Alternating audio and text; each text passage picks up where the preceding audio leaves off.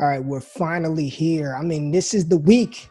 This is it, NFL draft week. Couple of days away from the draft. You're here, checking it out. Want to know who Ray GQ and the official Destination Debbie top 10 wide receivers in the 2020 class are. Who do you need to draft? Where do you need to take them? I got you covered, baby. Let's jump into it right now.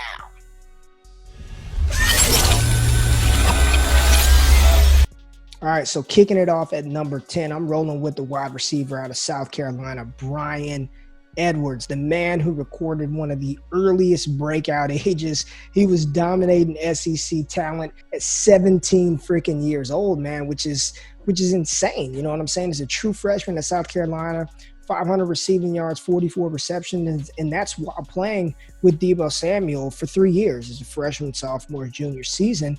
And one of the things that comes up with Bryan Edwards is, he never had 1,000 yards. He never had a 1,000-yard season.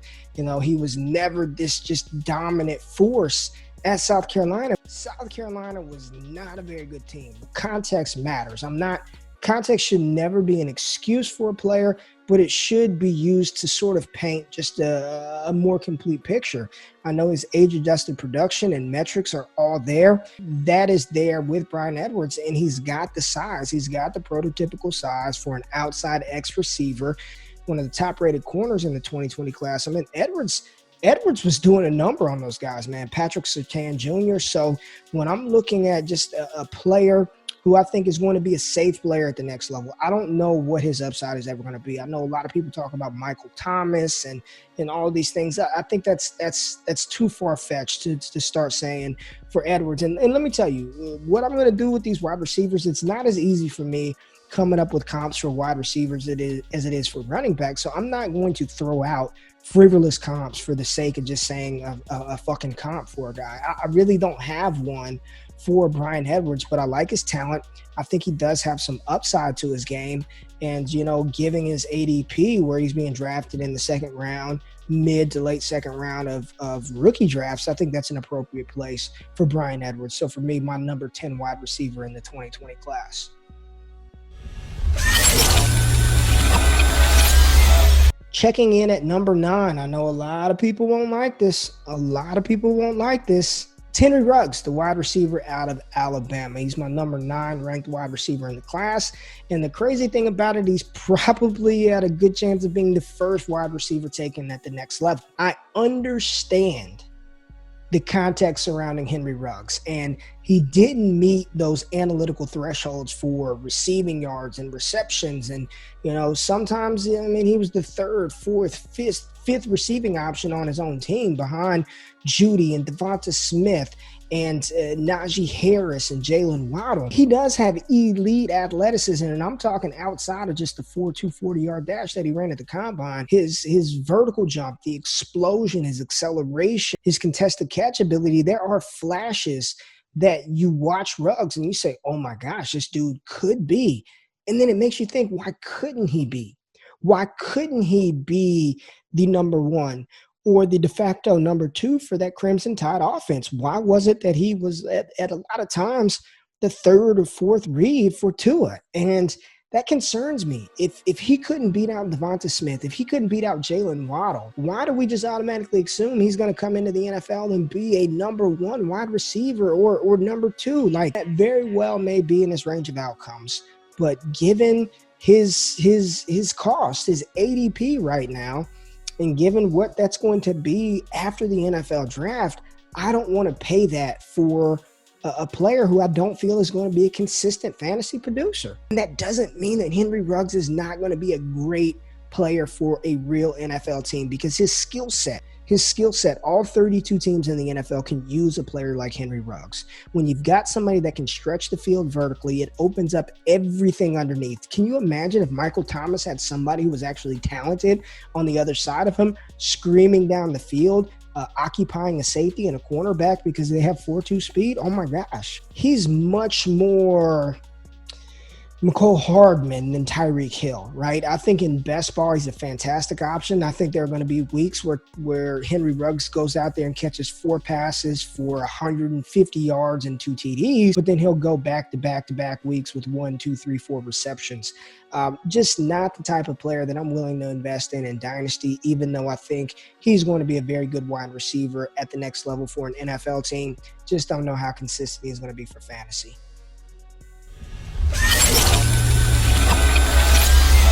All right, at number 8, I'm going with the Arizona State wide receiver Brandon Aiyuk, and I've come back around on Aiyuk, and a lot of it is the dynamism that he possesses, right? His junior season, JUCO transfer, N'Keal Harry was there. We know N'Keal was the alpha on that Arizona State Sun Devils offense this year. Jaden Daniels, a true freshman, comes in. Much different situation. They still have Eno Benjamin. Aiyuk posted fantastic receiving numbers, goes to the combine. You know, we'd like to see him. We would have liked to have seen him run a little bit faster than the 4.5, but he was explosive in the vertical jump, and he does possess that punt return ability, man. And when you look at his stats, right, I mean, not just the receiving yards, almost 1,200 receiving yards, look at the punt return yards, and that is big for me. Kick and punt return yards. Over 440 this past year, 339 last year. That level of dynamism, when you can return punts, return kicks, it yields opportunity to get on the field at the next level. And if you can get on the field and perform in the punt return or kick return duties, you know, it could make an offensive coordinator say, we got to get this guy on the field a little bit more. And Aiyuk with the ball in his hands is dangerous. Aiyuk with the ball in his hands is good, right? The upside, I don't know if it's even anywhere close to a Henry Ruggs level of upside, but Aiyuk is a player that I've come around on. I think he's going to get on the field sooner rather than later, and more so than anything, it doesn't matter what we think. The NFL thinks highly of him, and multiple scouts are saying they have a higher grade on Aiyuk than they had on N'Keal Harry. I don't believe that, but it doesn't matter what I believe. That's what the NFL scouts say, and I think he's one of those wide receivers who we can very well be seen taken on day one of the NFL draft. And with that draft capital matters. It will yield opportunity. GMs want to be right. So I think having Aiyuk here at number 8, going around in the second round in Dynasty Rookie Drafts, appropriate spot for Aiyuk, my number 8 ranked wide receiver in the class. All right, coming in at number 7, wide receiver out of University of Southern California, my USC Trojans, Michael Pittman Jr. MPJ had 8, man. Look, when you're talking about combine performances, he's got to have one of the most impressive combine performances. At 6'4", 225 pounds, runs a 4.52, 36-inch vertical jump, sub 7 seconds in the 3-cone. I mean, he was a Biletnikoff Award finalist this year as the nation's top receiver, over 1,200 yards, 11 TDs, 101 receptions. He just got better and better and better every single year. Like, I'm really in tune with USC Trojans. That is my team. I grew up watching them. I love them, and I'm as critical on Trojans players as anybody out there. What he did with Amon-Ra St. Brown, with Tyler Vaughns, with Drake London, with Matt Fink and JT Daniels for a game, and a young Keaton Slovis, man, I couldn't be more impressed with Michael Pittman Jr. He is a pro's pro. He will be drafted on day 2, probably a second-round pick, probably mid to high. He's getting a lot of draft buzz. And his skill set at 6'4", 225, to have that speed, to have that athleticism, to be able to move in short spaces, he's going to play X. You know, I didn't see him play in the slot a lot. He's going to play X, but he's a player that he's not the guy that I'm just planting my flag on that hill, but he's somebody that I want to acquire that I think is going to be a very, very good pro wide receiver. You know, again, don't really have a comp for Michael Pittman Jr., but I like his game. He is, you know, I'm a little bit higher on him than a lot of people out there. A lot of people don't have Michael Pittman Jr. sitting there at number 7 in their rookie rankings, but I feel very confident with his skill set and, you know, his pedigree. His father played running back in the NFL. That's right, the other Michael Pittman with the big biceps, Tampa Bay Buccaneers. But I really like the skill set that Pittman Jr. brings to the table. He'll have the draft capital. He has the athleticism, and he has the production. My number 7th ranked wide receiver in the class. All right, at 6, I've gone back and forth with these two, flip-flopping them, but I'm settling in right here. Denzel Mims, wide receiver out of Baylor, my number 6 ranked player, wide receiver in this class. And Mims, man, I look at second-year production. What do these guys do in their second year? And if they stay all 4 years, try to dig into a little bit of why that is the case, and then what they did as a senior. And as a senior, over 1,000 receiving yards. As a sophomore, over 1,000 receiving yards. I mean, he had a down junior campaign. Living here in Texas, I can tell you right now, Baylor was stank 2 years ago. Rule really turned them around this past season, hence the reason why he had so much NFL buzz and took the head coaching job in Carolina. Denzel Mims was an absolute dog. He was an alpha on that team, outstanding body control. He has some of the best hand-fighting stuff that people don't talk about, the little movements in football a lot, but at the top of the route to create separation, Denzel Mims uses his hands better than almost anybody in this class. The kind of T-Rex arms, pushes the DB away just enough, cheats just enough not to get caught, but enough to create the separation for him to win at the point of catch. And his athletic ability, we saw it at the combine, 4.38 40-yard dash, 38.5-inch vertical jump, 6.66 3-cone. I mean, that just shows how fluid of an athlete this guy is. I mean, it's just, when you watch him on tape, you might not see 4.3 all the time, but you do see a high-level athlete who's very competitive when the ball is in the air, who knows how to create separation within his routes with subtle hand movement. A lot to like about Denzel Mims' game. I'm seeing him mocked to the Minnesota Vikings, to the Houston Texans. I would absolutely love him as Deshaun Watson's number 1. Is another option for Kirk Cousins behind Adam Thielen, replacing Stephon Diggs. Denzel Mims, listen, I know we've been burned. We have been burned to the fucking earth, scorched by Baylor wide receivers in the past. Even when we had Josh Gordon, he was still burning us along with his blunts that he was burning. Corey Coleman, Kendall Wright, Antoine Goodley, all of these Baylor wide receivers, Terrence Williams that have burned us. I think Mims is the best of them. Josh Gordon, probably the most talented, but Mims, I think, is the most complete receiver. Scout the player, not the helmet. Denzel Mims, wide receiver 6.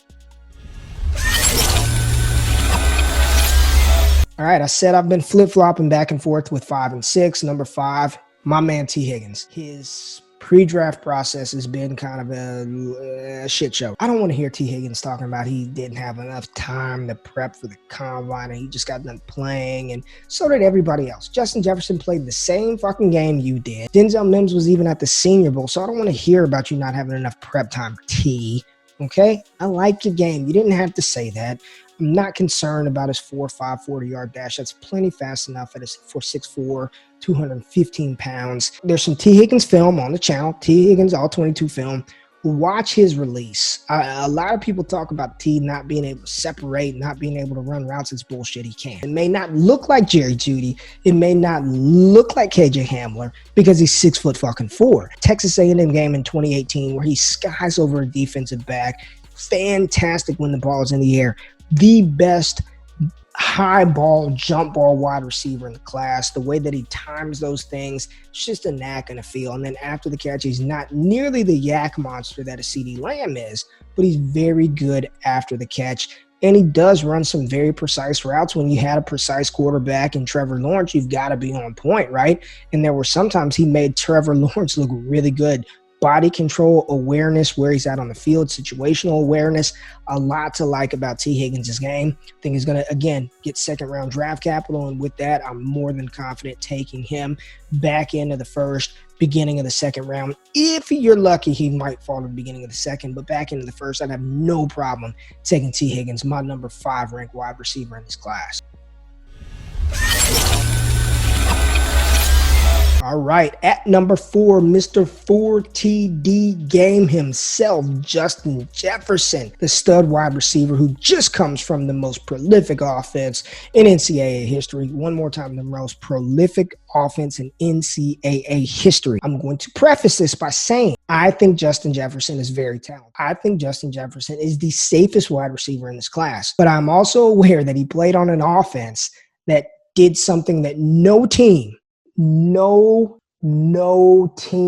in college football history did what LSU did in 2019. And a lot of people talk about Justin Jefferson only being able to play in the slot. That's bullshit, because at 2018, he played a little bit in the slot, but he played out wide quite a bit. In that 2018 season, he had a 30% market share of receptions. He still had over 800 receiving yards. He was very good as a true sophomore. So I'm not as concerned about his production being just a product of that Joe Brady offense, but I'm also not ignoring the fact that that offense was just ridiculous, right, for everybody involved. But what Justin Jefferson does well is he wins in the slot. He reminds me of a more explosive version of Tyler Boyd. I've heard Robert Woods. I'm sticking with Tyler Boyd. He's really good with the ball in the air. He's a yak monster when the ball is in his hands. I think he forced like 25 missed tackles.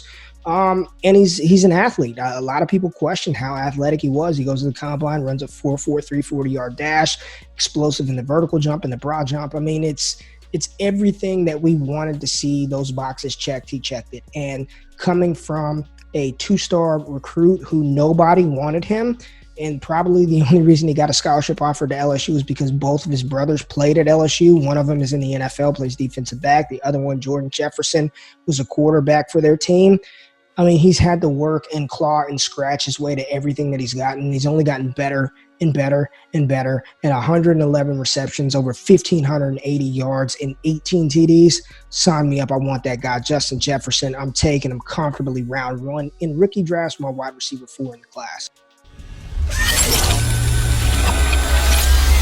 All right, at number 3, I'm going with Jerry Jeudy, the most technically sound wide receiver in this class. He's not the biggest guy at 6'1", like 193, but he's athletic. He's quick. He's productive. The Blitnikoff Award winner in 2018 is the nation's top receiver, playing on that Alabama team with Henry Ruggs, with Devonta Smith, with Jalen Waddle.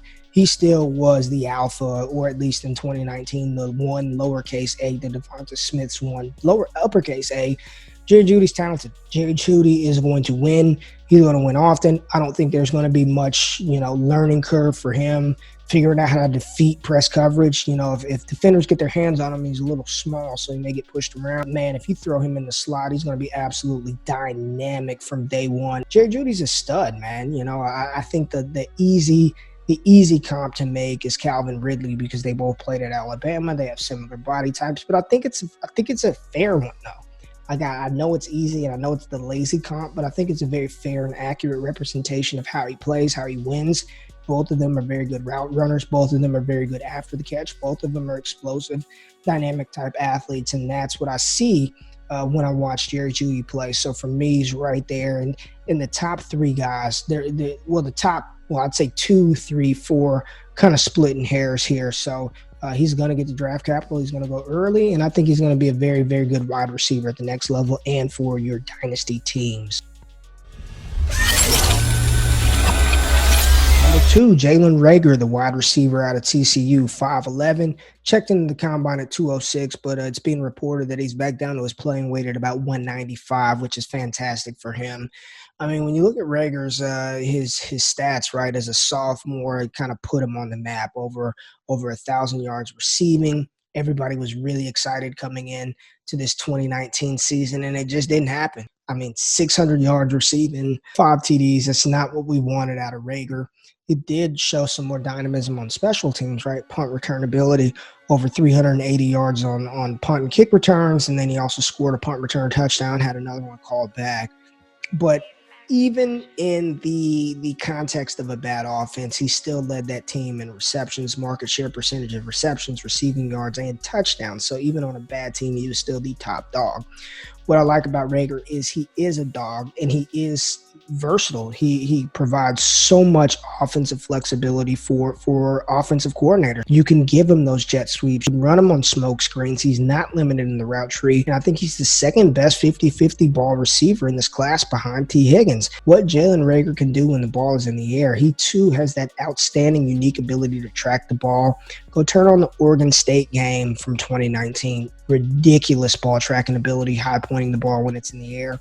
Iowa State, they're throwing goal line fades to 5'11", 195-pound Jalen Reagor because, as we saw at the NFL Combine, he jumped 42 inches in the vertical jump, had a 138-inch broad jump. And a little known fact about Reagor, to just talk about his athleticism, in high school, this football player at one point in time, he had the furthest long jump in the United States of America. That just shows how explosive he is. When he went to the combine, we all thought he would run much faster than 4.47, which is not slow. TCU was reporting that he had run 4.29, 4.32. I was thinking about the 4.32, 4.34 range, but you're splitting hairs there, all right? Would it have been like extra good if he had done that?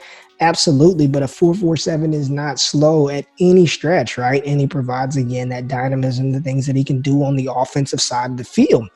What was just so interesting about it was, as explosive as he was, as good as that 40 time was, he was absolute shit in the lateral agility drills. And again, I'm not making excuses for player. I'm just providing context. It seemed like a lot of those wide receivers were terrible in those lateral agility drills. I don't know what happened at the combine, but I'm not concerned.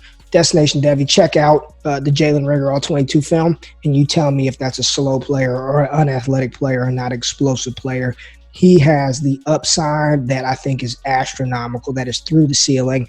And if I had to comp Reagor to anybody past or present, I would say he reminds me of a more explosive version of Percy Harvin, and they do the same similar type of things.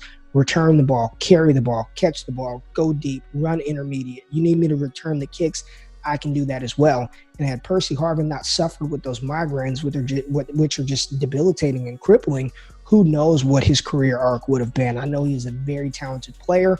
In the year when he finally had a good quarterback in Brett Favre, he was very, very good for the Minnesota Vikings. So Jalen Reagor, mid-first round pick in Dynasty Rookie Drafts and Superflex format, you probably can get him a little bit later. If you can get the discount because people don't like Reagor because they think he's unathletic or slow, get it because he's going round one. We will hear his name called on Thursday of the NFL draft, and with that draft capital, you're looking at an alpha type wide receiver. And I know there are some people, my good friend Curtis Patrick, who said Reagor reminds him of an angry Odell Beckham Jr. I'm all aboard. Jalen Reagor, my wide receiver 2 in the 2020 class. And number 1, no surprise, CeeDee Lamb, the yak monster king himself, dynamic punt returner, the best wide receiver on the Oklahoma Sooners the past 3 years. True freshman, 800 yards. True sophomore, 1,100 yards. And this past season, over 1,300 receiving yards. And that's with playing with 3 different quarterbacks. Now, granted, 2 of them were Heisman Trophy winning number 1 picks, and the third one was a Heisman Trophy finalist in Jalen Hurts, so it wasn't like he had scrubs out there throwing him the ball. But, I mean, just what he's been able to do in college. I said last year he was the best wide receiver on Oklahoma's team, and that's with Marquise Hollywood Brown. CeeDee Lamb, I have no concerns about. I don't care where he lands. It doesn't matter. He's going to be a first-round pick. I think he's an alpha. I think he steps in day one. Now, will he be Odell Beckham levels of successful in year 1? I don't know, because what OBJ did as a rookie is ridiculous, and that's after he missed like 4 games with a hamstring injury. But CeeDee Lamb, if he goes to the Jets, he's the number 1 receiver for the Jets. If he goes to the Raiders, he's the number 1 wide receiver for the Raiders. If he goes to the Broncos, man, that would fucking suck because Courtland Sutton is the monster there. But, you know, he'd be a very good wide receiver too for that team. CeeDee Lamb is a special player, ball tracking ability through the roof. The catch versus UCLA, I don't even need to go into it. The one-handed grab, the catch that wasn't a catch, but we don't give a damn because it was an awesome catch. CeeDee Lamb is a monster. He's got the dog in him. Yak monster, body control monster, the fastest, not that fast guy in college football, wide receiver 1. And after the big 5 running backs are gone, and probably 4, I'm probably going to take CeeDee Lamb. You know, if I had the choice between CeeDee Lamb and Edwards-Helaire, it'd be a really tough choice for me because I think CeeDee Lamb, you're looking at a future all-pro wide receiver in Lamb. My top 10 wide receivers in the 2020 class: Bryan Edwards, Henry Ruggs, Brandon Aiyuk, Michael Pittman, Denzel Mims, T. Higgins, Justin Jefferson, Jerry Jeudy, Jalen Reagor, and CeeDee Lamb. Just missing the cut, KJ Hamler, Laviska Shenault, those kind of players. And you know, you got Tyler Johnson there, Donovan Peoples-Jones, Devin Duvernay, Isaiah Hodgins. Just missing the cut for me. Those are my top 10 guys. Not changing. Excited about it. Ready for the NFL draft. We're still cranking out content. More player breakdowns, more film, more heat, more gas. DD, stay tuned. Destination Devy. Peace.